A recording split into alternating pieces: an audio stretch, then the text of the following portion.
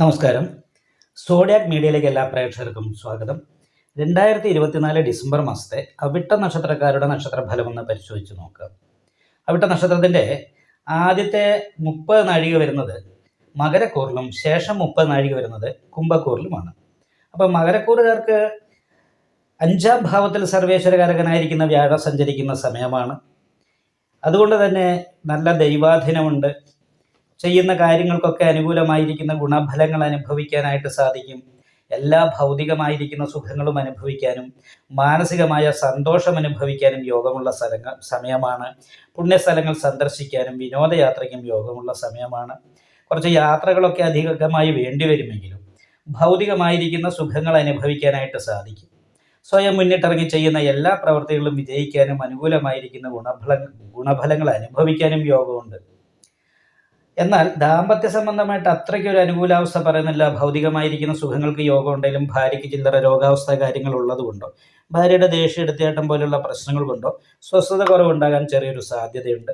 മറ്റു രീതിയിലൊക്കെ വളരെ അനുകൂലമാണെങ്കിൽ പോലും സഹായികളായിരിക്കുന്ന വ്യക്തികളുടെ പെരുമാറ്റം ചിലപ്പോൾ അപ്രിയമായിട്ട് തോന്നുകയും മാനസിക ടെൻഷൻ ഉണ്ടാകാൻ ഇടവരുത്തുകയും ചെയ്യാൻ സാധ്യതയുണ്ട്. ഭാഗ്യാധിപതി നിൽക്കുന്നത് സർവാഭിഷ്ട സ്ഥാനത്തായത് കാരണം കൊണ്ടും വ്യാഴ ദൃഷ്ടിയിലായതുകൊണ്ടും നല്ല ഭാഗ്യം അനുഭവിക്കാൻ യോഗമുണ്ട്. എന്നാൽ ഇടയ്ക്കിടയ്ക്ക് ചെറിയ തടസ്സങ്ങൾ ഭാഗ്യത്തിൽ വരാനും സാധ്യതയുണ്ട്. കാരണം ഘടകാരകനായിരിക്കുന്ന കേതു ഭാഗ്യസ്ഥാനത്ത് നിൽക്കുന്നതുകൊണ്ട് ഇടയ്ക്ക് ഭാഗ്യത്തിന് മുറിവ് വരുത്താൻ സാധ്യതയുണ്ട്. എങ്കിലും കർമ്മസംബന്ധമായിട്ടുള്ള അഭിവൃദ്ധി, മാനസിക സന്തോഷം മുതലായിട്ടുള്ള എല്ലാ ഗുണങ്ങളും അനുഭവിക്കാൻ അവിട്ട നക്ഷത്രത്തിൻ്റെ ആദ്യത്തെ 30 നാഴികയിൽ ജനിച്ചവർക്ക് യോഗമുള്ള മാസമാണ്. എന്നാൽ കുംഭക്കൂറുകാരെ സംബന്ധിച്ച്, അതായത് അവിട്ട നക്ഷത്രത്തിൻ്റെ അവസാനത്തെ 30 നാഴികയിൽ ജനിച്ചവരെ സംബന്ധിച്ച് ജന്മശനിയാണ്.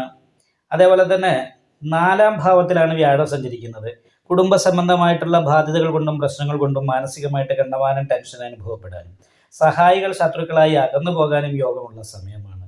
തൊഴിൽ മേഖലയിൽ സഹപ്രവർത്തകരുടെ ശത്രുദോഷം പോലെയുള്ള കാര്യങ്ങൾ കൊണ്ട് മാനസികമായിട്ട് ടെൻഷൻ അനുഭവിക്കുകയും ചെയ്യുന്ന പ്രവൃത്തിക്ക് തക്കതായിരിക്കുന്ന പ്രതിഫലം കിട്ടാതെ ഇരിക്കുകയും ചെയ്യാൻ സാധ്യതയുണ്ട്. നടുവേദന പോലെയുള്ള രോഗാവസ്ഥ കാര്യങ്ങൾക്ക് യോഗമുണ്ട്. നല്ലത് പറഞ്ഞാലും കേൾക്കുന്നവർക്ക് ചില സമയത്ത് നല്ല ഉദ്ദേശത്തോടു കൂടിയാണ് സംസാരിക്കുന്നത് എങ്കിലും കേൾക്കുന്നവർക്ക് അപ്രിയമായിട്ട് തോന്നാൻ സാധ്യതയുണ്ട്. അതേപോലെ തന്നെ സാമ്പത്തിക ഞെരുക്കം പോലെയുള്ള കാര്യങ്ങൾ അനുഭവിക്കാനും യോഗമുണ്ട്. തൊഴിലുമായിട്ട് ബന്ധപ്പെട്ടുള്ള മാനസിക ടെൻഷൻ, അതേപോലെ തന്നെ ചെയ്യുന്ന പ്രവൃത്തിക്ക് തക്കതായിരിക്കുന്ന പ്രതിഫലം കിട്ടാതിരിക്കുക, ഇങ്ങനെയൊക്കെയുള്ള കുറച്ച് പ്രതിസന്ധികളും പ്രതികൂലമായിരിക്കുന്ന അവസ്ഥകളും ഉള്ളതുകൊണ്ട് വിഷ്ണു ക്ഷേത്രത്തിൽ നെയ്വിളക്ക്, ഭാഗ്യസൂക്ത പുഷ്പാഞ്ജലിയൊക്കെ ചെയ്തിട്ട് ദൈവാധീനം വർദ്ധിപ്പിക്കാനായിട്ട് പ്രത്യേകം ശ്രദ്ധിക്കണം. അതേപോലെ തന്നെ വീടിനടുത്തുള്ള ദേവീ ക്ഷേത്രത്തിൽ യഥാശക്തി വഴിപാട് ചെയ്യുക. രക്തപുഷ്പാഞ്ജലി, ഗുരുതി പുഷ്പാഞ്ജലി മുതലായിട്ടുള്ള വഴിപാടൊക്കെ ചെയ്തിട്ട് നന്നായിട്ട് പ്രാർത്ഥിച്ച് ദൈവാധീനം വർദ്ധിപ്പിച്ചാൽ മാത്രമേ അവിട്ട നക്ഷത്രത്തിൻ്റെ അവസാനത്തെ 30 നാഴികയിൽ ജനിച്ചവർക്ക് പ്രതീക്ഷിക്കുന്ന രീതിയിലുള്ള അനുകൂലമായിരിക്കുന്ന ഗുണഫലങ്ങളൊക്കെ കിട്ടാനായിട്ട് സാധിക്കുള്ളൂ. അത് കാരണം കൊണ്ട് നന്നായിട്ട് പ്രാർത്ഥിക്കുക, ക്ഷേത്ര ദർശനം നടത്താനായിട്ട് ശ്രദ്ധിക്കുക. നിങ്ങൾക്ക് ഈ വീഡിയോ ഇഷ്ടപ്പെട്ടാൽ ലൈക്ക് ചെയ്യുക, നിങ്ങളുടെ അഭിപ്രായങ്ങൾ കമൻറ്റ് ചെയ്യാം. ജ്യോതിഷവുമായി ബന്ധപ്പെട്ട കൂടുതൽ കാര്യങ്ങൾ അറിയാൻ ഈ ചാനൽ സബ്സ്ക്രൈബ് ചെയ്യുക. ഞങ്ങളുടെ ഓൺലൈൻ കൺസൾട്ടൻസി നമ്പർ താഴെ ഡിസ്ക്രിപ്ഷൻ ബോക്സിൽ കൊടുത്തിട്ടുണ്ട്. ആവശ്യമുള്ളവർക്ക് കോൺടാക്റ്റ് ചെയ്യാവുന്നതാണ്.